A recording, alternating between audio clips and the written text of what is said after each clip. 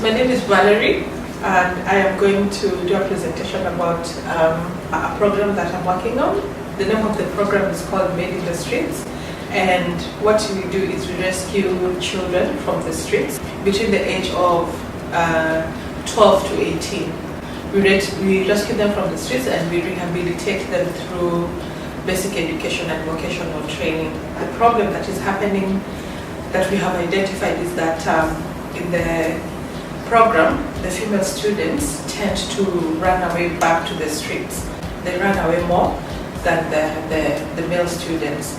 So we have created a project to ensure that the female students are retained and they are able to complete the rehabilitation process and graduate and get a job once they finish the rehabilitation process. So, like I have mentioned, the goal of the project is to ensure that girls are able to complete the rehabilitation program and are integrated into the society. So how are we able to, we've come up with some indicators to ensure that we are able to achieve this goal. So the first one would be the number of students who graduate and get a job. And how are we able to verify this? Because we keep a registration record, so our verification method will be the registration book. The second indicator would be the number or the rate of students who run away from the center. So we're monitoring you see how many students still get to run away, and we are able to verify this through an incident report. So the assumption here is that the community, we have the support from the community and the government, that the organization's license is maintained as active, and we also have funding commitments fulfilled. Then the purpose or the outcome of the project is to reduce the number of female student dropouts to zero. And how are we going to measure this is through the percentage of students dropping out of the program. And how do we verify this is through the attendance records, the incidence report, and we also have the head count report that is done on a daily basis. And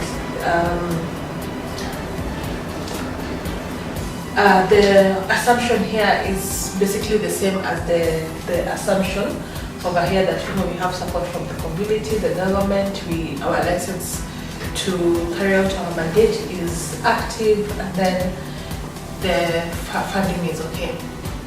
Then the objectives, the outputs of the project would be that for the first month, by the first month of enrollment, every student has a membership in curricular activities, because we want to make sure that they are active, they are engaged, and they have fun.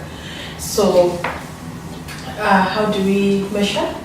Through the number of students that are registered in the different clubs that we have, and then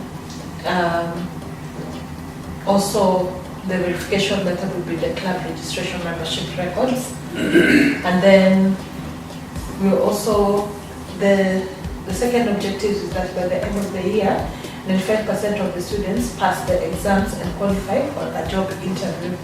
And this we are able to measure through the percentage of students who pass the exam and the rate of job interviews that they are called for. And then the third objective is that by the third month of the program, that we are able to register students to fill out the 200 seats available in the program. So making sure that the 200 seats that are available are filled by eligible students. And so how do we measure this? The indicator would be the number of students that are registered, and then the verification methods are the registration records. Then the assumption here is that the employers they don't discriminate against the type of students that we have, because there's no stigma. Yeah, and then Some of the activities we have in the project include supervised free time and visits for the students so that they don't feel like they're in a detention center. So that they feel free. And then we think that it's important to offer psychosocial support for the students from a professional therapist, because most of them from the streets, they have issues with drugs and sex. So just going through professional counseling will be one of the activities. And then we want to personalize the programs for the girls, because we realize that, why is it that it's only the girls who are running away and not the boys?